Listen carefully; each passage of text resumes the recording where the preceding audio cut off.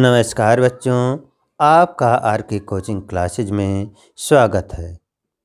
आज हम महाकवि तुलसीदास द्वारा रचित धनुष भंग पढ़ेंगे। दोहा। उदित उदय गिर मंच पर रघुवर बाल पतंग, बिकसे संत सरोज सब हर्षे लोचन भृंग। संदर्भ। प्रस्तुत पंक्तियां हमारी पाठ्यपुस्तक हिंदी के काव्य खंड से लिया गया है। इसके रचयिता सूरदास जी हैं। प्रसंग।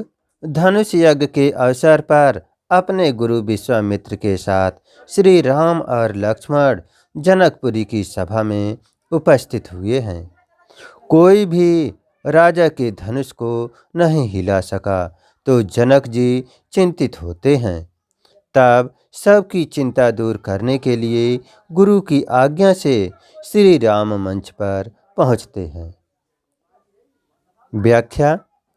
जब मंच रूपी उदयाचल पर रामचंद्र रूपी बाल सूरज का उदय हो गया, तब सभी संत रूपी कमल खिल उठे और उनके नेत्र रूपी भंवरे प्रसन्न हो गए।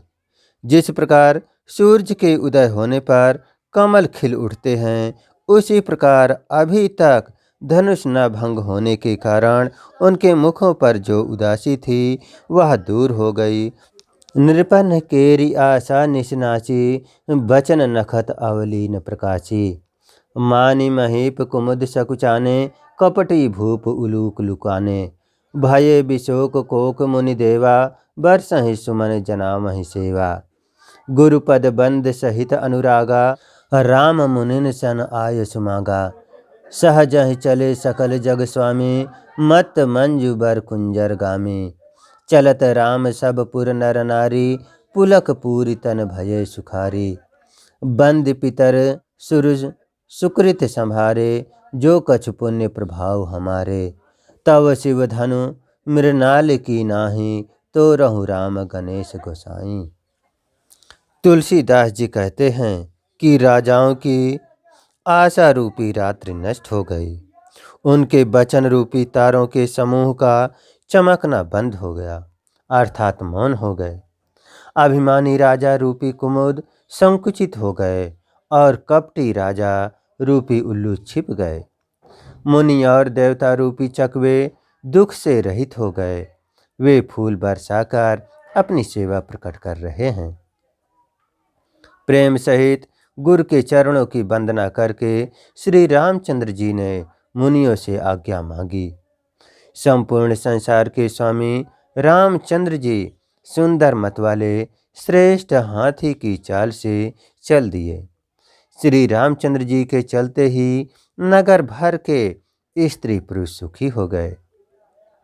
उन्होंने अपने पूर्वजों और देवताओं की वंदना करके अपने पुण्यों को स्मृत किया। यदि हमारे पुण्यों का कुछ भी प्रभाव हो तो हे गणेश जी, रामचंद्र जी शिव जी के धनुष को कमल के नाल की भांति तोड़ डालें। काव्य सौंदर्य। श्री राम की विनम्रता, शौर्यता, गुरु भक्ति और आकर्षक व्यक्तित्व का सजीव वर्णन। भाषा, अवधि, शैली, प्रबंधात्मक, छंद, दोहा और चौपाई, रस, वीर और श्रृंगार। अगला दोहा है। राम ही प्रेम समेत लखी, सखिन समीप बुलाए। सीता मात स्नेह बस, बचन कहाय बिल खाए। संदर्भ। प्रस्तुत पंक्तियां हमारी पाठ्यपुस्तक हिंदी के काव्य खंड से लिया गया है। इसके रचयिता तुलसीदास जी हैं। प्रसंग।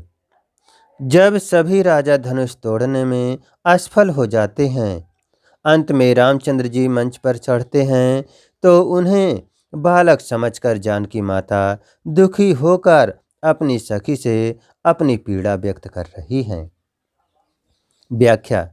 श्री रामचंद्र जी को पुत्रवत प्रेम के साथ देखकर और सखियों को समीप बुलाकर सीता जी की माता विलाप करती हुई कहती हैं।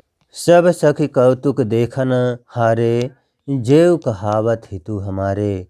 को न बुझाए कहे गुरु पाही, ये बालक असी हठ भल नाही। रावण बाण छुआ नहीं चापा, हारे सकल भूप करिदापा। सो धनुराज कुंवर कर देही, बाल मराल की मंदर लेही। भूप शयानप सकल सिराने, सख विधि गति कछु जाति न जाने। बोली चतुर सखी मृदुबानी, तेजवंत लघु गनहि न रानी। कह कुंभज कह सिंधु अपारा, सोखे सुजसु सकल संसारा।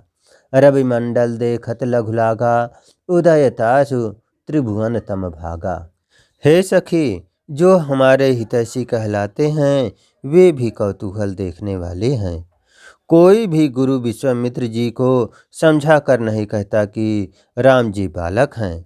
इनके लिए ऐसा अच्छा नहीं है। रावण और बाणासुर जिस धनुष को छुआ तक नहीं और सब राजा घमंड करके हार गए, वही धनुष इस सुकुमार राजकुमार के हाथों में दे रहे हैं। हंस के बच्चे भी कहीं मंदाचल पर्वत उठा सकते हैं। कोई समझा कर कहे या ना कहे, राजा तो बड़े समझदार और ज्ञानी हैं। उन्हें तो गुरु को समझाना चाहिए। परंतु ऐसा मालूम होता है कि राजा का भी सयानापन समाप्त हो गया है। सखी, विधाता की गति कुछ समझ में नहीं आती। तब एक चतुर सखी कोमल बाणी में बोली, हे रानी, तेजवान को छोटा नहीं समझना चाहिए। कहाँ घड़े में उत्पन्न होने वाले मुनि अगस्त्य और कहाँ अपार समुद्र, किंतु उन्होंने उसे भी सोख लिया जिसका यश सारे संसार में छाया हुआ है। सूर्य देखने में छोटा लगता है, किंतु उदय होने पर तीनों लोकों का अंधकार मिट जाता है। काव्य सौंदर्य, सीता जी की माता की चिंता का सुंदर वर्णन। भाषा, अवधि, शैली, प्रबंधात्मक, छंद, दोहा चौपाई। दोहा है, मंत्र परम लघु जासु बस, विधि हरि हर सुर सर्ब। महामत गजराज कहूँ, बस कर अंकुश खर्ब। संदर्भ, प्रस्तुत पंक्तियाँ हमारी पाठ्य पुस्तक हिंदी के काव्य खंड से लिया गया है। इसके रचयिता तुलसीदास जी हैं। प्रसंग, चिंतित सीता जी की माँ को उनकी सभी सखियाँ धैर्य बंधा रही हैं। व्याख्या, तुलसीदास जी कहते हैं, जिसके बस में ब्रह्मा विष्णु महेश और सभी देवता हैं, वह मंत्र बहुत छोटा है। बड़े मत वाले हाथी को छोटा सा अंकुश बस में कर लेता है। काम कुसुम धन सायक लीन्हे, सकल भुवन अपने बच कीन्हे। देव तजहि संसव अस जाने, भंजब धनुष राम सुन राने। सखी बचन सुन भय परतीति, मिटा विषाद बढ़ी अति प्रीति। तब राम ही बिलोक वैदेही, सभय हृदय बिनवत जहिते ही। मन ही मन मनाव अकुलानी, होहु प्रसन्न महेश भवानी। करहु सफल आपन सेविकाई, कर हित हरहु चाप गरुआई। गणनायक वरदायक देवा, आज लगय कीन्ह तुव सेवा। बार बार बिनती सुन मोरी, करहु चाप गुरुता अति थोरी। कोई चतुर सखी सीता जी की माता को समझा करके कह रही हैं कि कामदेव ने फूलों का धनुष बाण लेकर समस्त लोगों को अपने बस में कर लिया है। हे रानी, ऐसा जानकर भी संदेह कर रही हो? आप अपना संदेह त्याग दीजिए। हे रानी, रामचंद्र जी धनुष को अवश्य ही तोड़ डालेंगे। सखी के वचन को सुनकर रानी को विश्वास हो गया। श्री राम के प्रति उनका प्रेम बढ़ गया। उस समय सीता जी रामचंद्र जी को देखकर भयभीत होकर के सभी देवी देवताओं से प्रार्थना कर रही हैं।